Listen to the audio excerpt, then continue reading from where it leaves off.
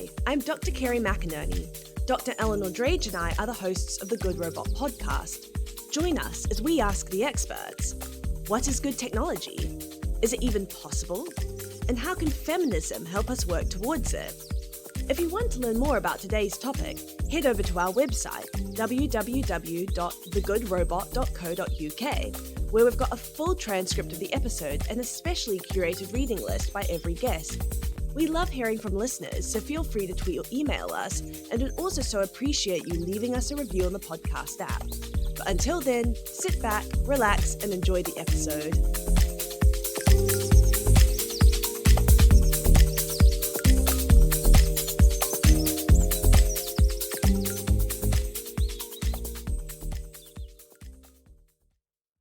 In this episode, we chat to Thuy Linh Thu, Professor of Social and Cultural Analysis at NYU. We talk about how good technology disperses power, while bad technology concentrates power. The racial history of dermatology, including the connections between the Vietnam War, medical experimentation on incarcerated men in the US, and retinol creams. Please note that this episode contains references to medical experimentation and racial violence. Great. Well, thank you so much for joining us. It really is such a privilege to have you on the podcast. So just to kick us off, could you tell us a little bit about who you are, what you do, and what's brought you to thinking about gender, race, and technology? Thank you so much for having me here. My name is Thuy Linh Thu, and I teach in the Department of Social and Cultural Analysis at NYU. And I've been teaching here for over a decade. And my recent work, but I guess we're also going to talk about past work, right? Charts a relationship between race, gender, and really medicine.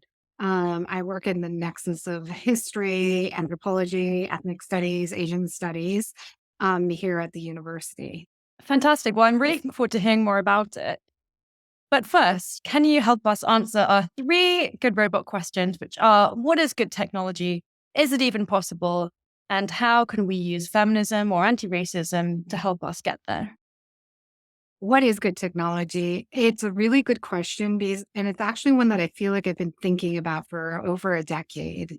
And, I was trained many, many, many years ago into a school of thought about technology that it was not predetermined, right? That it would be really shaped by social and cultural practices. In other words, that technologies were neither inherently good nor bad. Now I've dwelled in the age of social media, and I begin to wonder about that view, right? About the kind of looseness of it. And I guess I always return to Langdon Winner's essay that was really influential in my thinking when I was in graduate school, called Do Artifacts Have Politics? And the Winner essay is basically arguing that, actually there are social and political relations that are embedded in forms and in technological forms. And, I think having come full term many years later, thinking through different phases of emerging technologies, I still return to what he says, which is that good technology actually disperses power. Bad technology concentrates power, right? Concentrates power in the hands of the elite, concentrates opportunities, drives opportunities and advantages upward. And good technology, a definition of good technology might be a technology that actually allows us to disperse power. And I think we thought for a minute that social media technologies would do that, but now we've actually learned the ways in which it actually just concentrated monopolistic power in the hands of some very few white men, right? And I think if we begin with that notion that good technology actually disperses power, then we can see how a feminist approach would really prioritizes things like relationality, connectivity, right? Intimacies, right? Those kinds of ideas can drive different uses of technologies in ways that actually allow us to disperse power. I really love that answer, because I think something I hear a lot, particularly in corporate settings, is when we try to ask this question of what is good technology? Is it possible? Is people will quite often say, oh, there's no such good technology. There's no such thing as bad technology. It's what you do with it, that these are neutral tools. And I always like to kind of very gently push back on that and say, actually, I think there are bad technologies. I think there really are tools that are, even not even necessarily technically flawed, but they're based on really violent premises. Like, so Eleanor and I have done a lot of work on AI-powered recruitment tools, for example, which are very explicitly based on these kinds of racial pseudosciences in terms of their premises. And to me, I think that's when it's not really what people are doing with it. It's just like the kind of whole conceptual project. Like you say, it's concentrating power so profoundly. Yes. In other words, it's embedded in the technology itself, right? There is no good way to use that. Exactly. Sometimes the good way is just to, gently put it in the bin. Some of the products we look at, I'm like, oh. But you mentioned that a lot of your contemporary work is more focused on medicine and kind of thinking about the history of different kinds of scientific fields in relation to race and gender. And so I came to your work through a phenomenal book that you wrote that was published in 2021 called Experiments in Skin, Race and Beauty in the Shadows of Vietnam. And this book is now on the syllabus for the MPhil in AI ethics that we teach at the Leverhulme Center for the Future of Intelligence. And your book traces, among other things, the racial history of the science of dermatology.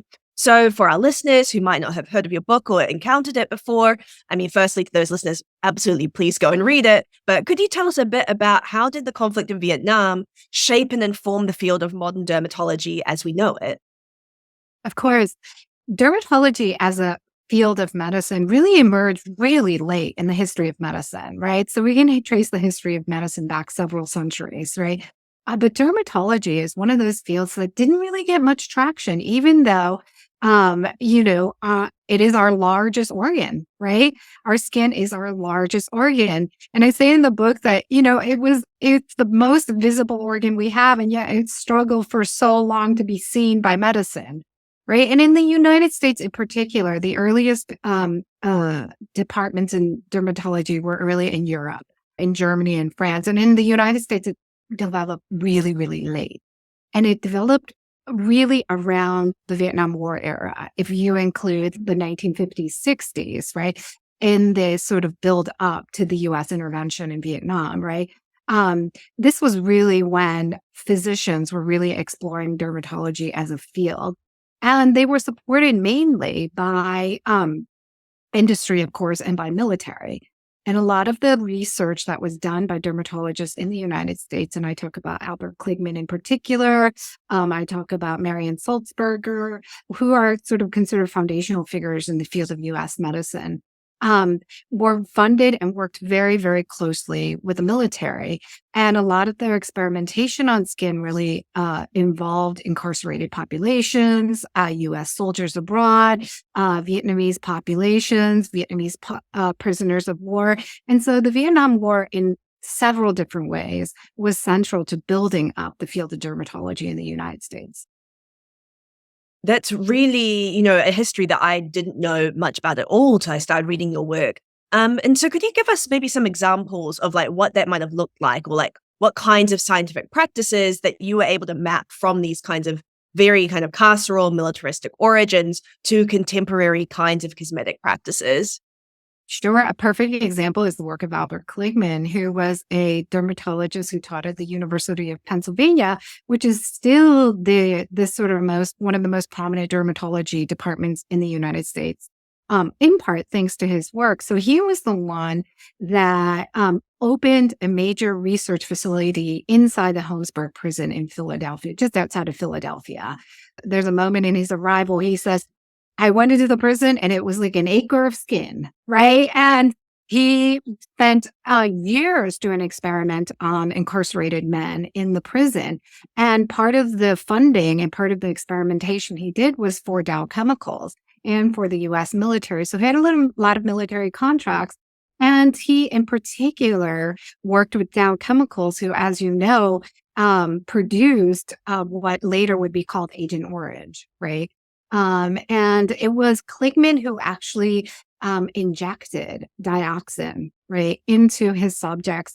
And through that process and observing what happened to their exposure, right, to these toxic chemicals, was able to develop retin-A, right, and which is an anti-acne, anti-agent formula that we still use every single day. If you go to any dermatologist with acne, for instance, right, which is the most common skin condition in the world, right?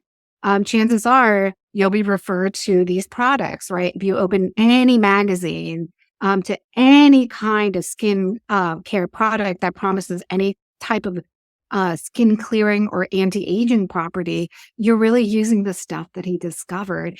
And he discovered it thanks in part to the military dermatology research program, of which he was a member, and which was also located in the battlefields of Vietnam. So all of this knowledge really travels through the circuits of that war. Yeah, and I mean, I have to admit, my kind of only encounters before your book with retinol, retin-A, like, was through kind of the skincare community and TikTok, and it's very, it's a history that I think, like, certainly for me was very hidden. It was one that I didn't know much about, and so it was really quite a horrible shock to see, wow, how embroiled that was with this really fundamental conflict. This phrase that I hadn't heard, him saying acres of skin, is just so horrifying and such a testament to these broad cultures of institutional violence and abuse, and especially in the name of medicine. But I think it's also such a striking image because that word acres and immediately brings to mind the kind of like so many acres of forests in Vietnam destroyed by Agent Orange, but also something you comment on a lot, the way that dermatology as a practice emerged from these patterns of racial pseudoscience earlier on that were using the skin as almost like a map of the body, or they were explicitly kind of treating skin in the same way they treated the surface of the world. And these narratives were just really fascinating to me. But I think they also highlighted how ideas from 19th, 20th century race science were also proliferating in this new science of dermatology. And one thing you talk about a lot in Experience in Skin is how race fundamentally shaped ideas to do with skin sensitivity, particularly in relation to pain. And so I was wondering if you could talk about how the Vietnam War and the kinds of chemical practices that took place in that both reflected, but also reproduced and entrenched these very racist ideas about pain and about skin sensitivity, the ramifications of which very unfortunately continue to shape medicine today. Absolutely. I mean, I think it's an old trope, in the history of medicine and also in, Enlightenment thinking, right? The higher up you travel in the civilizational hierarchy, the more sensitive to pain, right? The lower you are in the civilizational hierarchy, the more authority you are, the less sensitive to pain, the more suitable for work, right? The more suitable for all kinds of violences, right? So these were long circulating ideas by the time that they reached the Vietnam War. And in fact, the Vietnam War was one of those moments where the entire world, right, was watching this conflict and actually reconsidering their investments in the kind of colonial imperial structure that this conflict represented. And, historians in the US call that moment like the global 1960s, right? Where there was so many protests all over the world. You saw it in Ghana, you saw it in Berlin, you saw it in Paris, you saw it in Mexico City, right? Espousing a kind of anti-imperial stance and a call to rethink all these colonial and racial narratives and all these colonial and racial practices. And in the United States, a lot of the civil rights legislation and all that emerged from this historical moment. So to me, this was a moment where we really historically could have undone some of these ideas. And what happened with these scientists in the Vietnam War is that their work actually helped to reinforce those ideas, right? And so what part of their research and, the Kligman and their type were really advancing what they were calling a scientifically based dermatology, right? Which, emerged from experimentation, not just looking, right? And they really claim to have scientific evidence that darker skin and Black skin in particular, but also Vietnamese skin, right, was just thicker, was immune to pain, but also immune to disease. And that it was the really white soldiers who were suffering the most in Vietnam. And these ideas, as you say, traveled back, right? And really still live today. And to me, it's such a missed opportunity in that moment to really shift our thinking in a different way. And of course, what happened to Black skin and Vietnamese skin was that it was, as a result, at least in part as a result, right, subjected to the most explicit kind of violence and abuse during the war, right? So Black American soldiers died disproportionately. Vietnamese died in millions and millions and millions, right? And so these narratives had consequences in the moment themselves and also returns such as now that even the, American Medical Association will recommend less painkillers for Black patients. So to me, this was a moment where we really missed an opportunity.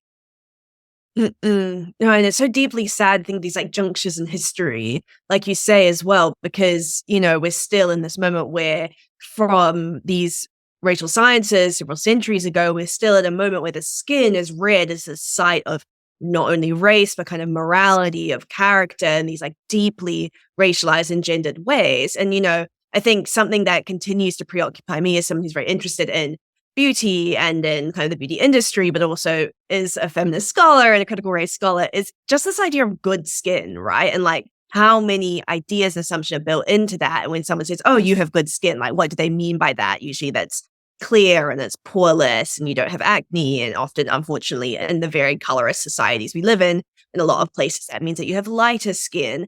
And so I guess I want to also ask you about how you see your work on dermatology also intersecting with the rise of digital technologies that are increasingly kind of trying to bring our skin into this like so-called perfect state. Like whenever I see or use a digital filter on TikTok, it makes my skin look really smooth. It makes it look almost plasticky. And also almost always makes it look whiter. Like I think there's so many assumptions built into that.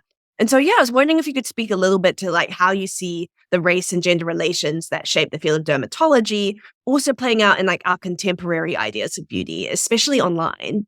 Yeah, absolutely. I think it goes back to the comment that you began with, right? Which is to say that technologies are embedded in these social relations already, right? So these ideas, right, were not invented by, but they were absolutely a part of how these technologies get shaped and used, right?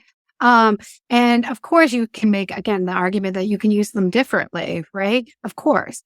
But in this particular instance, I think there is something very specific about the female body and the ways that we really demand it to be so sealed and so coherent and so individualized. And part of what I see happening with these filters, the removing the pores, is a kind of production of that imagined desired body, which is individual and sealed and protected. And this was the sort of fantasy that really drove dermatological experimentation during the war. I talk about in the book, Marion Sulzberger's sort of like presentation to the military. And he says, we can build an armor of skin.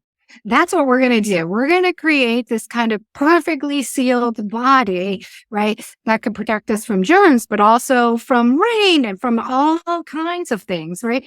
And I think this is a long-standing fantasy, right? And the fantasy doesn't cease for women. And where we have failed to produce it materially, we continue to try to manage it in the representational mode. We couldn't finish this interview without talking to you about Technicolor, your book from 2001. And, it's now been quite a few years, but we'd really like to hear what has changed. What did you set out to achieve when you wrote it? How was it received? And for everyone that's listening or watching, definitely go and read it. It's an amazing, amazing text. Thank you so much for that question. Alondra Nelson and I did that book together while we were in graduate school. And now Alondra Nelson is, sort of the kind of, at least in the US, like the advisor to the Biden administration on AI. And she's really taking up these questions in her work in such profound and important ways and models, right? Some of the things we're talking about, how to think about equity, how to think about all of these questions. And so I feel really honored that we began thinking about them together, right? And I think the thing that we thought was the big issue way, way back then was, we have these technologies, but not everyone's going to have access to them. Right. So we were really concerned at that point about something called the digital divide, that Black people and all these other people were going to be left behind, and everybody else who got access to the technology, we're going to zoom into some sort of like future, some, golden future, and other people would be left behind. And that is still a question that I think is really an important question, these questions of like equity. But, what we've learned in the intervening years is like, well, we all have access now. What is this golden future that we have arrived at, right? So maybe the question now is not so much about equal access because, but equal access to something that we actually want. We don't need equal access to Facebook necessarily, equal access to Twitter or X, right?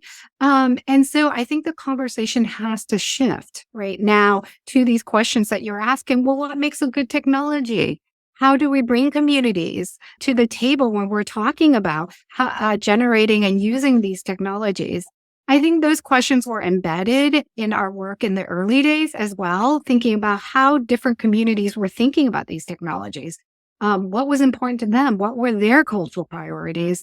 I think to me, those are still the questions, right? How do we bring more people to the table so that, as you say earlier, these social relations that are already embedded can be undone, or we can actually situate new social relations into the technologies that we are building.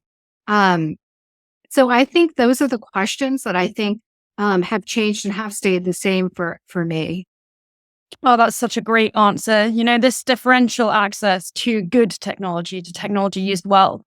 And kind of on that note, I just really wanted your view on the Gender Shades project, which was this project undertaken by Joy Bolamwini and Tamika Brew to improve the way women of color were represented in data sets were then used for facial recognition. The Fitzpatrick scale was used and these other scales to measure color. And I just really wanted your opinion on the project because I have to give people responses to this. I get asked in conferences and stuff. And I just love to hear what you have to say. Well, what do you say when you get asked?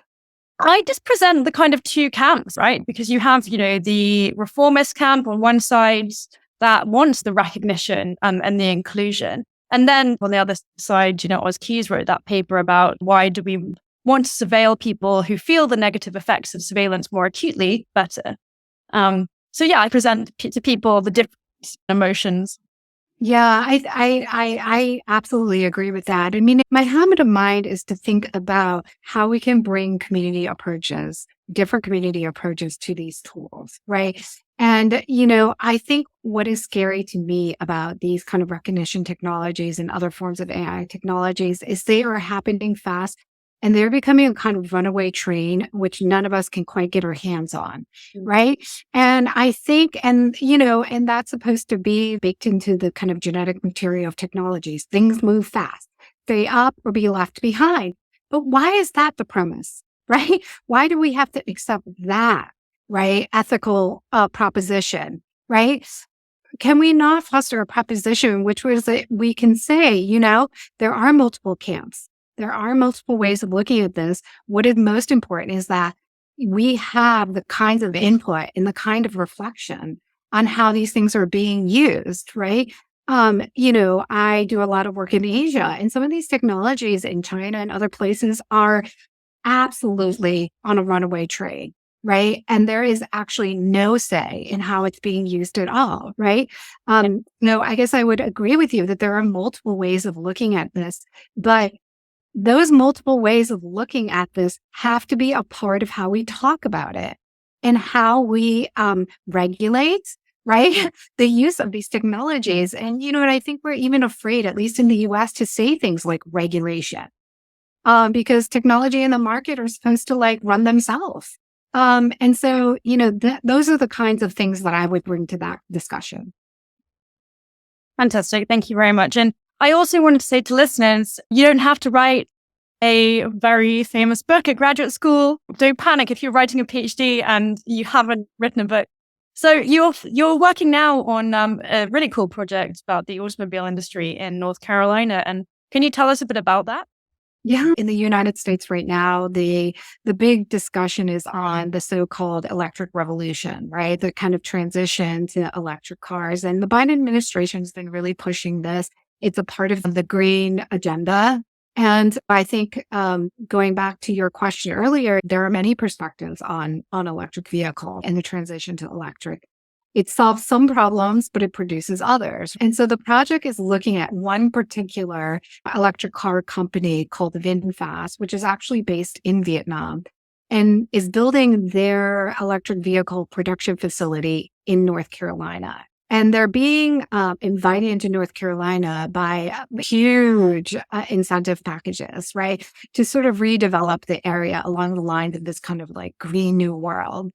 as with many other projects I have looked at, I am wondering about like the stickiness of history in these locations. As we transition to new technologies, I think in the rush of it, we're often forgetting how history sticks, right? No matter how fast the technology goes, right? That history tends to stick. And so I'm wondering about the history of these kinds of relationships, the relationship of a country that had just recently fought a massive war with the United States, is enduring and dealing with their own environmental impact from this war, producing a kind of a talisman for a green new future for the United States. I'm wondering about what are the cost of these technologies for us? How is labor relations embedded in there? Relations of race and colonialism embedded in there? I think a lot of us know that electric batteries don't come free. They come with a lot of toxicity. They rely on lithium and other exploitative processes. Our tactic in the US is always to distance ourselves from those histories, right? Distance ourselves from those processes so that we can reproduce these talismans. And so the project is about thinking about what if we started a kind of analysis of a technology with the history, right? What if we just read everything through these sort of transnational, trans-Pacific histories? How might we see the electric car a little differently? I think that's so important. Are you planning a book? I am, but we'll see. Well, we'll be the first to read it. Thank you so much for coming and joining us today. We really appreciate it. Thank you so much. Such a pleasure to speak with both of you. Would you guys like? This episode was made possible thanks to the generosity of Christina Gore and the MacArthur Foundation. It was produced by Eleanor Drage and Kerry McInerney and edited by Eleanor Drage.